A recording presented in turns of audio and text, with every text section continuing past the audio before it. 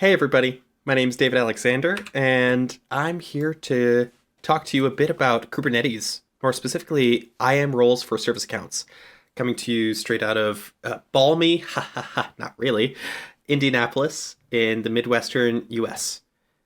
So without further ado, here's what we're going to talk about today. First, and we've already started this, what is IRSA? Next, we're going to get into why you should care to sit through a talk for 30 minutes or so on this, how it works, and I hope to dispel some of the magic that I know I don't like if technology is too magical, especially.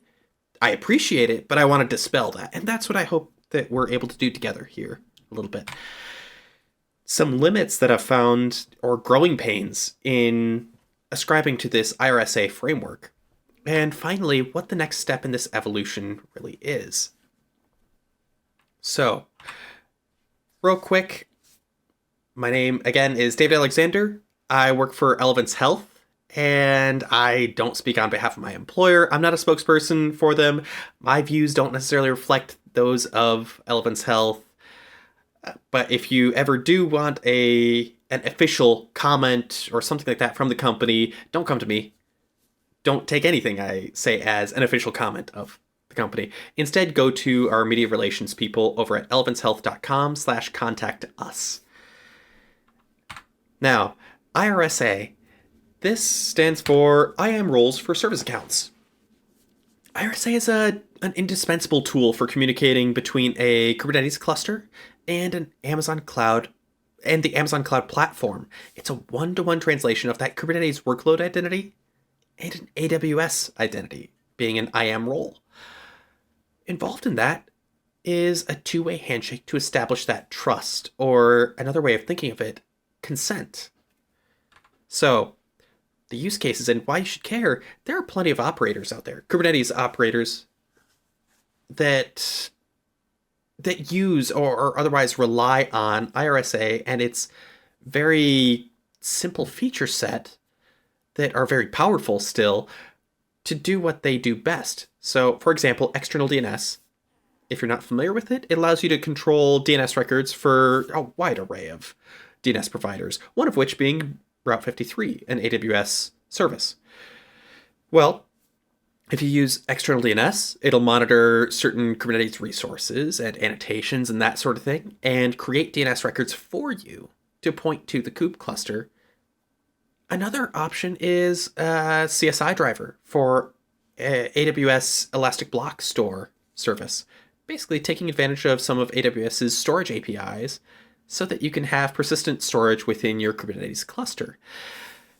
And finally, another use case here is just straight up integration of your application that maybe you specifically coded, talking to AWS APIs. It goes on. These are just a couple of cases that I handpicked out. But now that I have your interest, what are the steps that go into using IRSA? Well, you have the service account itself, that workload identity within the Kubernetes ecosystem. In this case, you have one named My Workload, right?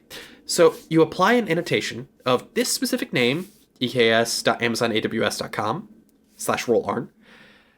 Well, the value is an ARN, or resource identifier, that unique ID for your IAM role that you want to tie it to. But as I said before, there's some consent involved. You can't just say, I want to masquerade myself as that role over there. And if that were allowed, that would be a very poor security system right there. No, you actually have to get consent, or otherwise put in place, I consent to them assuming me on the other side of the equation too. That's where an IAM policy comes in. So more specifically, a trust policy, which is a more specific structure to an IAM policy for a very particular reason. Now,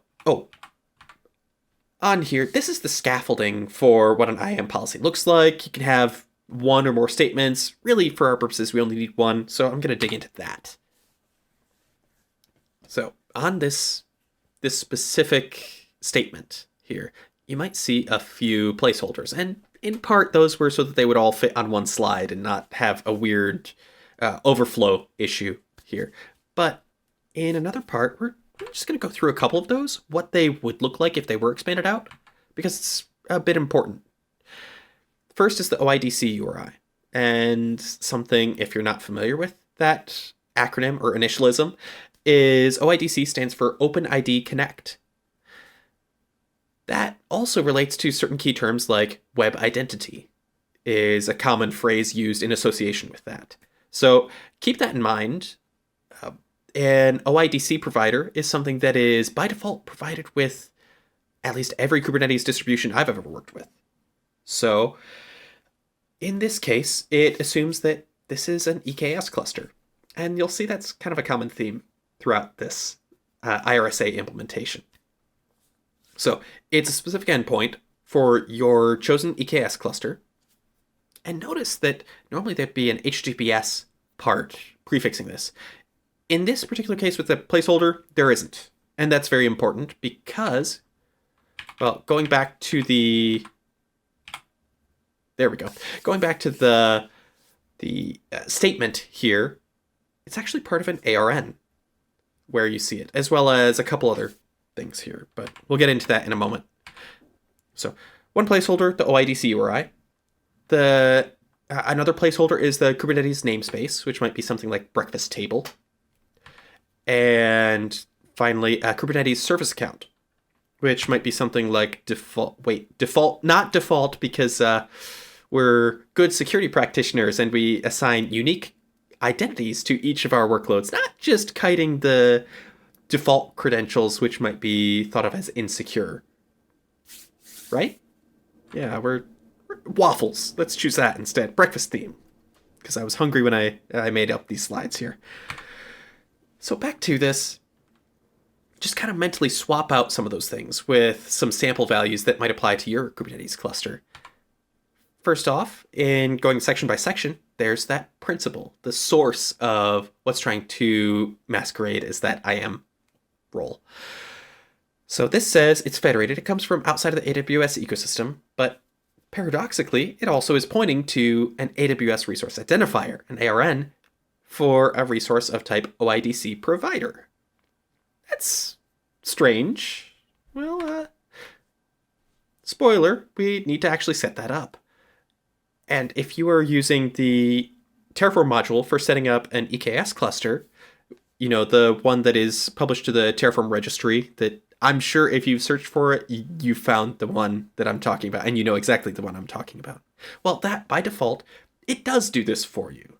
If you've homebrewed it and just relied on what the AWS provider walks you through for the EKS resource and associated things throughout there, you might have missed this one. But this is a very important part, and it also sets up the thumbprint, the fingerprint of that HTTPS certificate, because this issuer, which is an attribute on this EKS cluster, it's a service that is provided by default when you spin up an EKS cluster. It's this identity provider. That URL, that service, is just an HTTPS service. It is wrapped with TLS, it has a TLS certificate, and we want to apply a thumbprint so that we can further secure this and say this actually comes from who I expect it does. So, more on that probably later. Another aspect of this IAM policy, this trust policy, and narrowing it down to just not just anything that comes from that identity provider, but anything under certain conditions. This is where this comes in. The conditions are this sub or subject being a unique identifier, something akin to a username, something that's unique among the entire identity provider itself. This subject is this specific string. This string is constructed according to what is automatically presented by a Kubernetes cluster. You will always see system, service count, namespace, service count name. You will always see that in the JSON web token that is related here. And notice, I said JSON web token. That's part of the OpenID Connect system typically. So OIDC, OpenID Connect, this is a framework of things, of discovery URIs, of discovering some of the signing keys for attesting to an identity that is that JSON Web Token. The identity includes some key bits of information, like who the subject is, like the username and everything. And instead of your traditional username password approach, a JWT actually applies a signature from a trusted authority. That's where, a couple slides back, this OIDC provider thing comes in. That, in conjunction with the trust policy on the IAM role, that establishes it as a trusted identity provider. I will trust things that it signs are authoritative or that they're trustworthy. So this JWT, this is the information that it actually signs, and if someone tries to modify it, the signature will be invalidated. A JWT is composed of 3 separate fields, one being headers about, hey, here's how to establish the signature, here's what to do to verify it. The other side being the signature itself, but in the middle are all of these claims, or it's just basically a JSON object that's pretty freeform. There are some conventions that you see here, and these are the important ones to remember for this context, for IRSA and for Kubernetes-based authentication. So, back to this. With the IAM policy, that trust policy, the action that it actually calls from that principle is assume role with web identity, not just assume role. So if there's a special carve-out for coming from some federated system, something specifically OIDC that's being used here. So observations along the way. That was kind of an overview of how it works, dissecting the individual components, some AWS specific, some not. Some observations about IRSA coming up here. It just works. It just works. You don't need to provide any additional configuration files. It plain and simply just works once you put that configuration in the trust policy and on the service account resource itself. Secondly, it's magical. I just said it just works. There's still some stuff that's a mystery to me here. And finally, it acts indistinguishably with a service-linked role, something that you might see with an instance profile tied to an IAM role, if you're running an EC2 instance, for example, or a Lambda that's tied to an IAM role. Behind the scenes, you see some credentials that are rotated frequently, and that's as a result of it being part of the AWS platform, or also part of the Kubernetes platform with that JWT representing the service account. That's also rotated automatically. The creds are always kept fresh and never frozen. So, there's some limits though. What limits? Well, using IRSA, technically you can cross accounts, but you kind of have to start messing with creating a config file, and it takes away a lot of the benefits of IRSA being just kind of set and forget, and you don't need to worry about those config files and details of it. So for the most part, it's same account only. It's really hard to scale these trust policies, being a two-way handshake across, well, in some enterprises, you have hundreds of AWS accounts. That can get really hard unless you do your job really well with automating that. And I don't know about you, but I've been tripped up by a few things like that. And especially with multiple things pointing at one IAM role, yes, there are cases where that might make sense.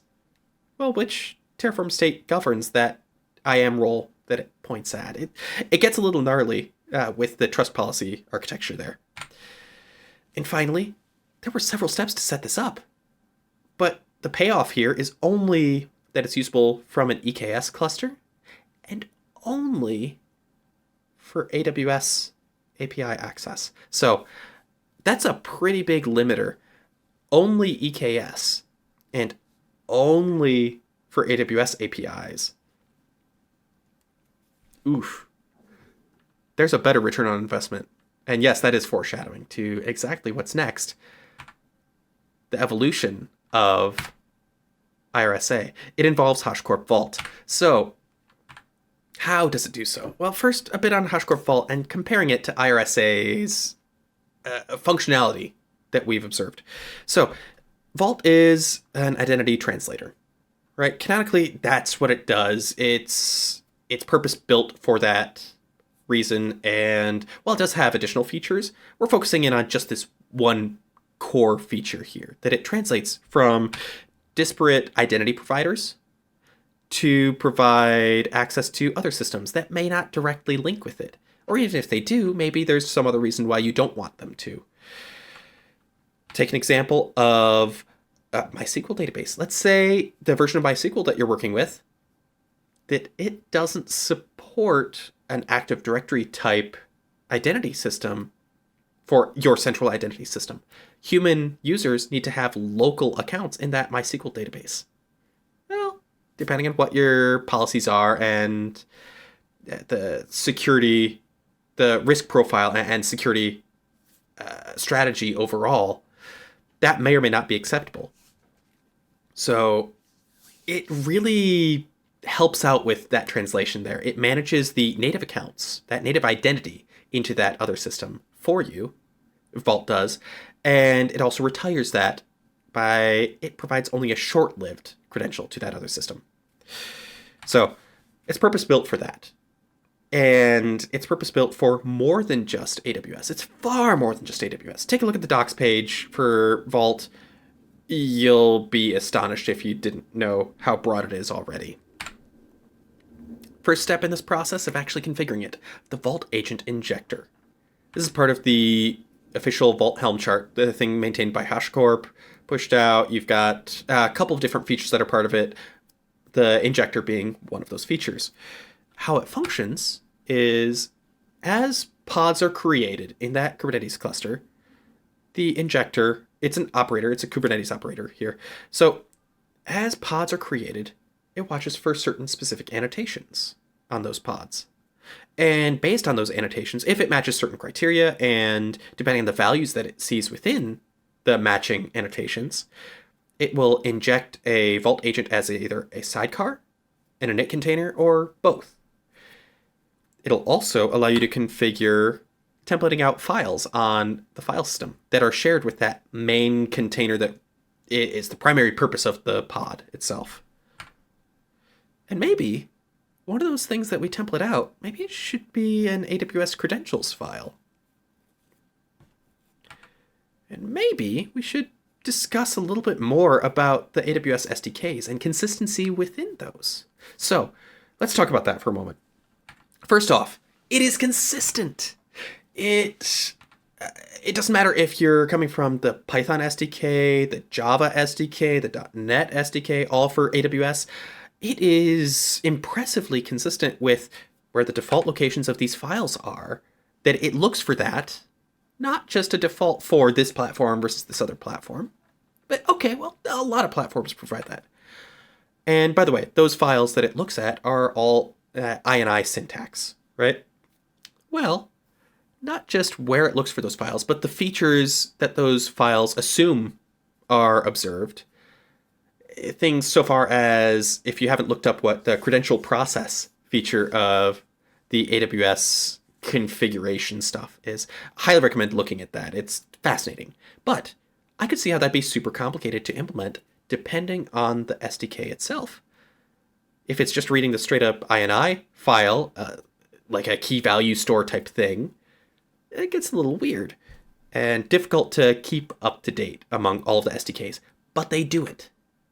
So not only the consistency of the files, but also environment variables. You observe that it changes the behavior, including what it thinks are the default, say, locations of some of these files. It'll point the AWS credentials file over to the /vault/secrets/ whatever we want to name a file. It can point it over there instead. And not only that, as I said, the credentials file and the config file, that's INI file syntax. And if you're not familiar with it, the INI file syntax, it allows for square brackets to denote named section within the config file. You can reference which section you want to observe as the primary thing. By default, it is something that is a section literally named default, where if you don't specify this, say, AWS profile. But if you do, you can change it to something else. And then your code that uses the AWS SDK doesn't need to specifically name that. Controlling your environment with environment variables. All right. Furthermore, we're going to inject it. So what annotations do we actually need to pay attention to? Well, first off, these are kind of some standard annotations, right? The agent inject, yes, I want to inject it. The enabling of caching for the Vault agent, sure. The entry point, because part of this is automatic authentication using the Kubernetes auth method on the Vault mothership. Automatic authentication using the service account already attached to the pod. Well, you need to figure out which entry point to use, the named role in the Kubernetes auth sense in Vault. So we named the role as one of those annotations. Well, this is the part that gets interesting because now we're actually templating out that AWS credentials file. And a couple key points I want to point out here. AWS creds. This ties these two annotations together as related because they share the same thing. But also, something that I've observed in practice is that the secret AWS creds annotation, under normal circumstances, it would template out a file in a default format, right? And the template equivalent, that scaffolds something out in a very specific format within the file contents.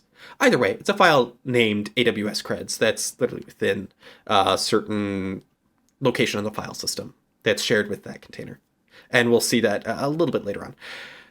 So AWS creds, normally you would think that only the latter of these two, the template AWS creds thing, would be required. But I tried removing this top one and it didn't actually template it out. So you do need both.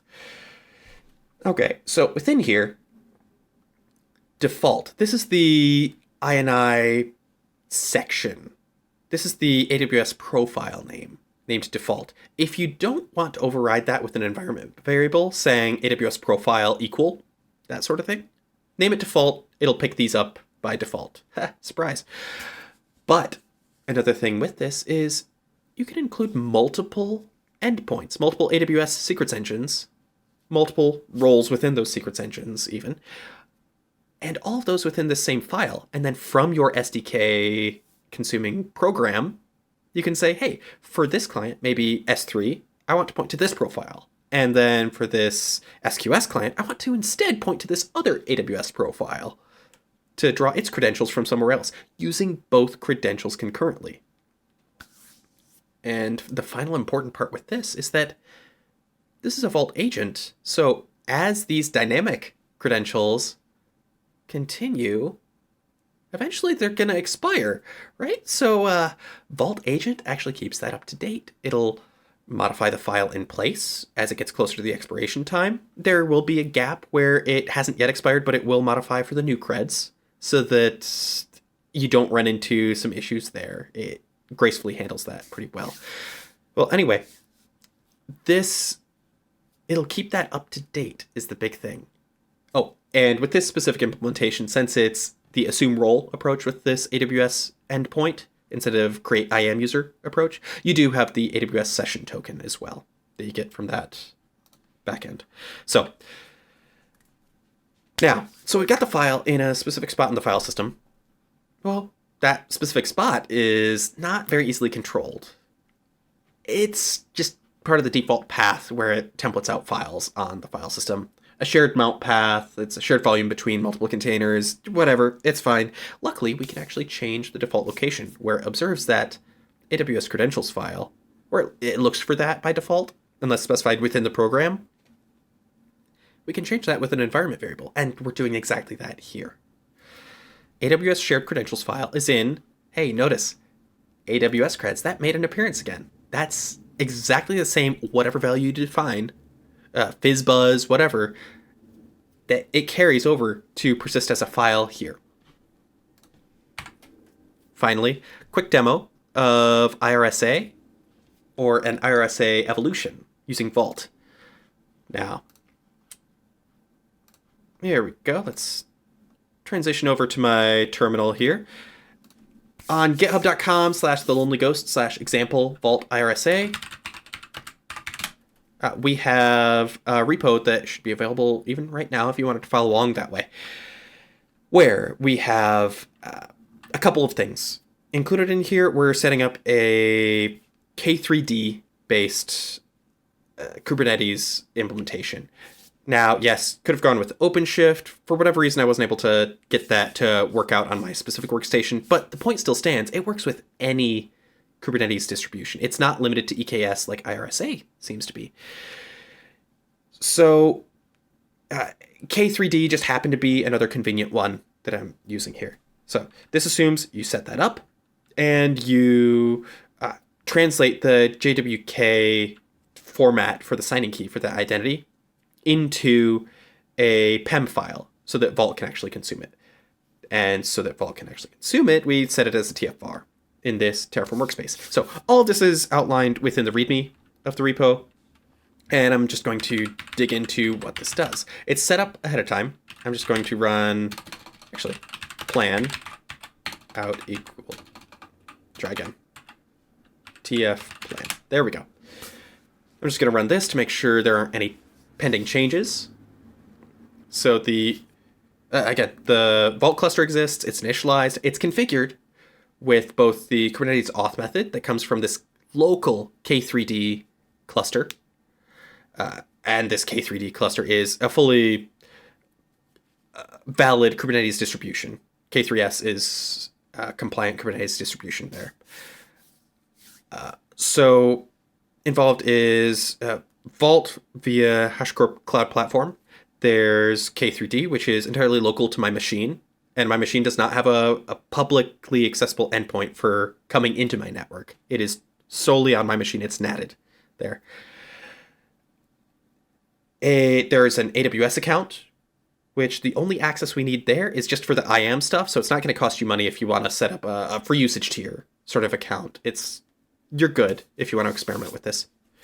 But anyway, so with this, I'm going to pop into K9S, which is my chosen way of interacting with the Kubernetes cluster graphically, semi-graphically. And in here, we're going to confirm, hey, I've got a workload. It has a few annotations, kind of like what we saw before. And it has exactly one annotation. I'm sorry, one profile, AWS profile. And it is named default. So we don't need to worry about that AWS profile environment variable. All that's configured correctly. Okay, good. And another couple things to note. For one thing, the AWS shared credentials file environment variable is set. It is set to that AWS creds thing. The annotations also point to AWS creds. So all that lines up. Great. What does this container actually do? Well, infinite loop. It sleeps for 3 seconds and then just calls, who am I? Who am I? To the AWS API. And it does that via the AWS command line tool. Well, pretty uneventful, but it proves a point still. And instead of just scaling this up with what works out of box, instead I'm going to edit this, remove the annotations here to break it, to show you what a broken system looks like where we're not actually doing that. So all the annotations alone would have been missing, and I could have pointed to a file that just flat out didn't exist by leaving that environment variable in, but that's fine. I'll just remove it. Okay. So we've modified the deployment. It was already scaled to 0. I'm going to scale it to 1, see what happens, check out the logs. First thing we'll note, here's the pod. There's exactly one container in that, and it is the AWS CLI container. And remember that because it'll be coming back later. Well, keep on saying, who am I? Who am I? Who am I? It says I can't find any credentials on here. Sorry. Yeah, okay. So over in here, instead of trying to put those back manually, I'm just gonna take the lazy way out and Terraform, apply. And I'm gonna revert back to what my Terraform code defined it as. And it is gonna scale it to 0 again.